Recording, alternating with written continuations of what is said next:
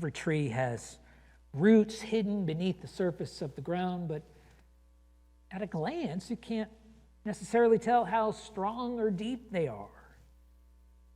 Do they support and nourish its growth? Have they been cut off in some way? You may not find out till a big storm comes along, like some of the ones we've had recently. And I think it can be the same way with our family connections. They're part of our identity, part of our development and growth.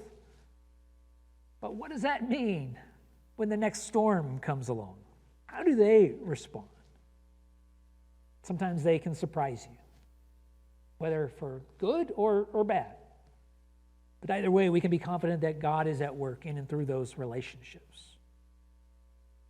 We already considered the example of Joseph and his brothers. Though they betrayed him, his belief in God's sovereignty enabled him to show them mercy and to provide for them. Here in Acts 23, verses 16 all the way down through 22, it introduces us to the nephew of the Apostle Paul. We never even learn his name, but Luke tells us this. Now the son of Paul's sister heard of their ambush. So he went and entered the barracks and told Paul. Paul called one of the centurions and said, "Take this young man to the tribune, for he has something to tell him." So he took him and brought him to the tribune and said, "Paul the prisoner called me and asked me to bring this young man to you, as he has something to say to you." The tribune took him by the hand and going aside asked him privately, "What is it that you have to tell me?" And he said, "The Jews have agreed to ask you to bring Paul down to the council tomorrow, as though they were going to inquire somewhat more closely about him.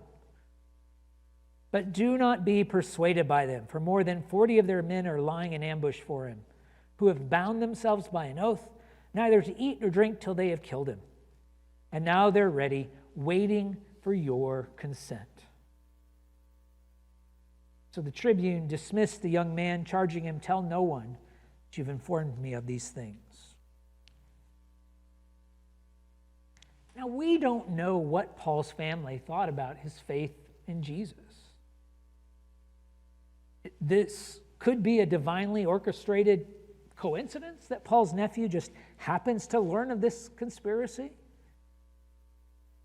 But another possibility is that Paul's family members were all still committed Pharisees.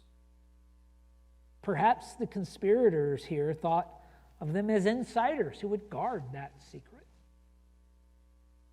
Obviously, Paul's nephew still felt enough of a connection with him to come and expose the secret.